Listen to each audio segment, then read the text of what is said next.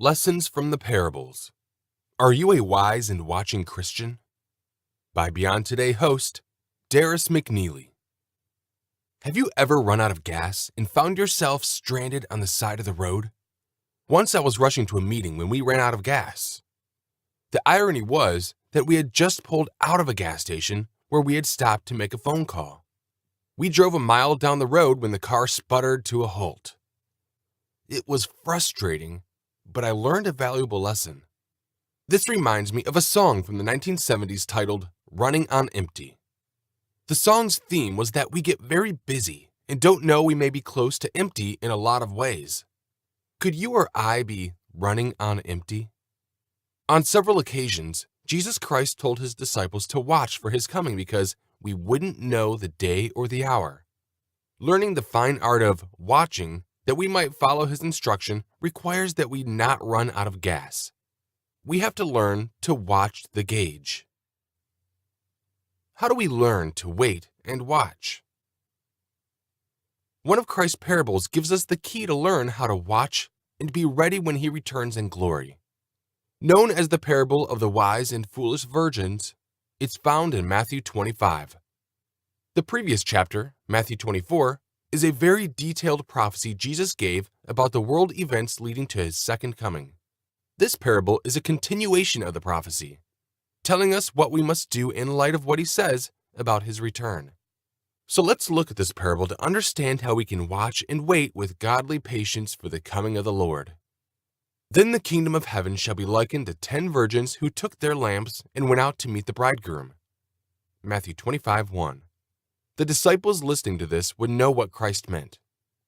The image comes right out of the marriage customs of the time.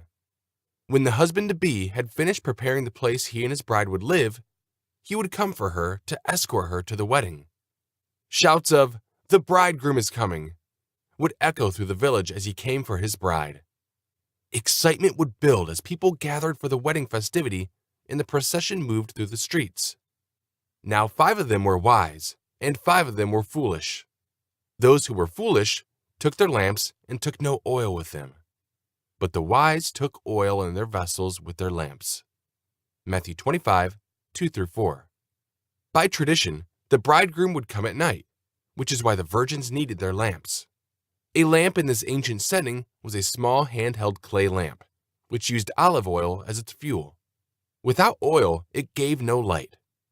5 of the virgins prepared ahead and had enough oil to light their path, while 5 were foolish in not having oil. In the Bible, olive oil is a symbol of the Holy Spirit. Like the oil, God's Holy Spirit comes from a source apart from the individual. The Holy Spirit comes from God. It then resides in a person and is a power to produce good fruit of conduct and character. The Holy Spirit dwelling in a person is the key to being a Christian. Romans 8:9, 1 John 3:24. In the parable, the presence or absence of the Holy Spirit is the hinge on which the lesson hangs. 5 of these 10 virgins lack the Holy Spirit of God to lead them. 5 do have the Spirit and are prepared to meet the bridegroom as he arrives. Traditionally, friends of the bridegroom would precede the coming of the bridegroom saying, "The bridegroom is coming." This would be done at night under the idea that the groom was coming to steal the bride away. The bride would be with her bridesmaids waiting. This would be one of the signs of warning that the coming of the groom was near. So there was a high anticipation and expectation along with the uncertainty of exactly when he would arrive. An unexpected delay. The parable continues, "But while the bridegroom was delayed, they all slumbered and slept." Matthew 25:5. All 10 virgins slept, even the wise who had the oil. The virgins represent the people of God's church.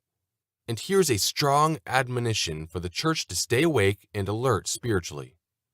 The Apostle Paul shed further light on what it means to fight against spiritual drowsiness. "For you yourselves know perfectly that the day of the Lord so comes as a thief in the night. For when they say, 'Peace and safety,' then sudden destruction comes upon them. But you, brethren, are not in darkness, so that this day should overtake you as a thief. Therefore, let us not sleep as others do, but let us watch and be sober. 1 Thessalonians 5, 2-6. Reading this parable should remind us that we are all susceptible to neglecting our salvation. Each of us can be caught up with the cares of the world and begin to slip spiritually. We can lose sight of just how vigilant a Christian must be. We can all fall asleep and be caught unaware. I'm reminded of this every time a significant world event occurs that might bear on Bible prophecy. People wake up and pay attention to the news and wonder, what does this mean?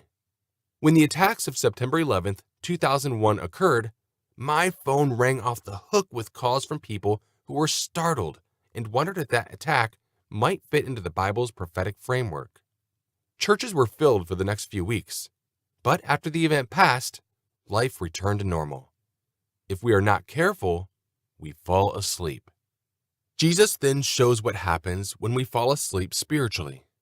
And at midnight a cry was heard, "Behold, the bridegroom is coming. Go out to meet him."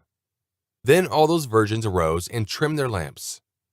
Matthew 25, 6-7.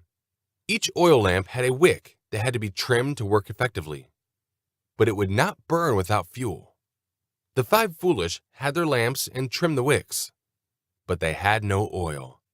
This shows that we can have part of the picture but still be missing a key part. And the foolish said to the wise, "Give us some of your oil, for our lamps are going out." But the wise answered, saying, "No, lest there should be enough for us and you, but go rather to those who sell and buy for yourselves." Matthew 25, 8-9. Oil in the ancient world was a valuable commodity.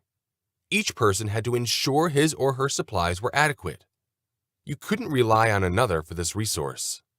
So it is with the Holy Spirit, the most valuable commodity and power one can have. You cannot rely on your friend, your spouse, or anyone else to provide you with the Holy Spirit. It is between you and God. Some are shut out. Character is crucial at critical moments. If you don't have it, you lose out. The courage and insight we need to make wise decisions must be cultivated and maintained, so that what's needed at the time of crisis is in your mind and heart beforehand.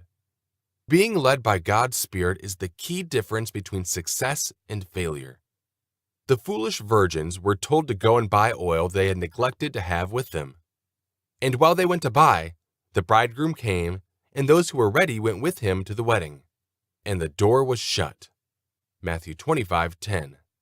The foolish were not ready for the bridegroom's appearance. To leave and try to buy oil at that time was a critical mistake. They were caught unaware. The bridegroom came, and they were left behind. The sound of a shutting door carries a somber note of finality. The bridegroom has come to marry his bride. The wedding is set. At any wedding ceremony, there is a realization that all has been prepared and a new life begins. When Jesus Christ returns and takes the church as his bride, there will come a moment when all the work of preparation will culminate in the marriage of the ages. The lesson from this parable is to prepare now while you still have time. Those who did not prepare are not allowed to enter the wedding. Afterward, the other virgins came also, saying, "Lord, Lord, open to us." But he answered and said, "Assuredly, I say to you, I do not know you." Matthew 25, 11-12. Of all the words Christ could say to anyone, "I do not know you," may be the most tragic. Yet this parable and other scriptures show us a moment of justice waits. Our life's work will be evaluated. God is patient and merciful, but he is also a God of judgment. Christ's concluding statement in this parable brings us back to what we have to do now. Watch, therefore, for you know neither the day nor the hour in which the Son of Man is coming. Matthew 25:13. The return of Christ is an event we know will come, but not when. We have to watch. We have to watch our lives, watch our world, and let the nature of the times and events spur us on to overcoming and living godly lives every minute of every day. Are you a wise and watching Christian? For more helpful content, visit us online at ucg.org.